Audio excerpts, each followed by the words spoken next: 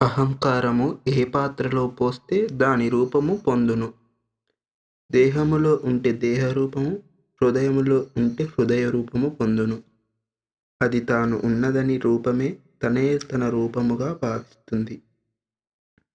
అహంకారము చంచలమైనది, తాను మారుతుంది. మనస్సును మారుస్తుంది, దేహమును మారుస్తుంది. రూపమును విడిచి రూపమును గ్రహిస్తుంది. స్వతఃసిద్ధముగా దానికి రూపము లేదు. అన్ని మానసిక వృత్తులు నేను దేహము అనే అహం వృత్తిని ఆశ్రయించి ఉంటాయి. అహం వృత్తి ఇతర వృత్తులు లేకుండా ఉండగలదు. ఇతర వృత్తులు అహం వృత్తి ఆధారం లేకుండా ఉండలేవు. అందుచేత అన్ని మానసిక వృత్తులకు నేను దేహము అనే వృత్తి ఆధారంగా ఉంటుంది. వృత్తిలన్నీయు అహం వృత్తిని ఆశ్రయించి ఉన్నవి. ఆ వృత్తులే మనస్సు కనుక అహం వృత్తియే మనస్సు అని తెలుసుకొనుము.